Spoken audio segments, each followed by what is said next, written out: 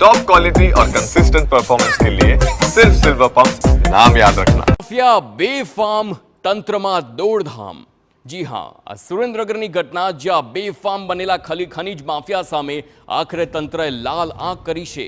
સુરેન્દ્રનગર જિલ્લામાં માથાભારેના લિસ્ટમાં આવતા 15 ખનીજ માફિયા પર તંત્રએ તવાઈ બોલાવી અને પ્રાંત અધિકારી સહિત 5 ટીમો આ સાથે જ અસુદ્રળી, ખંપાલિયા, વગડિયા અને ઉમરપાડા ગામે ગેરકાયદે ધમધમતી ખાણ ઉપર દરોડા પાડ્યા। તંત્રની કાર્યવાહી દરમિયાન ગેરકાયદે ખનન કરાયેલો 300 ટન કોલસો, વિસ્ફોટક પદાર્થ અને 30થી વધુ ટ્રેક્ટર અને 4 જનરેટર સહિત 1.5 કરોડનો મુદ્દામાલ જપ્ત કરાયો છે।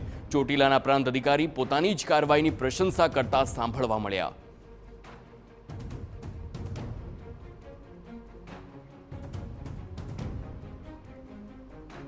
हमारी नायब कलेक्टर प्रांत ચોટીલાની ટીમ, મામલાદાર થાનગઢ, મૂળી અને ચોટીલાની સંયુક્ત ટીમો દ્વારા આકસ્મિક દરોડા પાડવામાં આવેલા હતા અને મૂળી તાલુકાના અસુંદરાણી, ખંપાળિયા, વગડિયા, ઉરાળા અને ગઢડા આમ 5 ગામોની અંદર જુદી જુદી ટીમો દ્વારા રેડ પાડી અને અંદાજિત 300 ટન જેવો કોલસાનો જથ્થો પકડી પાડવામાં આવેલ છે।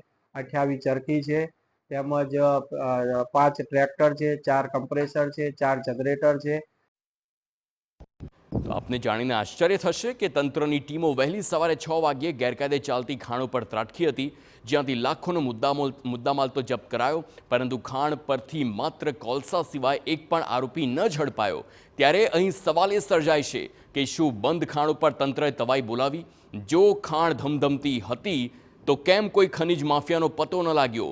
શું કોલસા પકડીને સરકારી બાબુએ પોતાના હાથ કાળા નથી કર્યા ને? આ સવાલ ચોક્કસથી થઈ રહ્યો છે, કારણ કે મિલીભગતને પણ અહીંયા શક્યતા જોવા મળી રહી છે, કારણ કે મોટા માત્રામાં કોલસો મળ્યો છે, અન્ય પદાર્થો મળ્યા છે, પરંતુ કોઈ પણ આરોપી નથી ઝડપાયો, એટલે સવાલ થવા ચોક્કસ છે।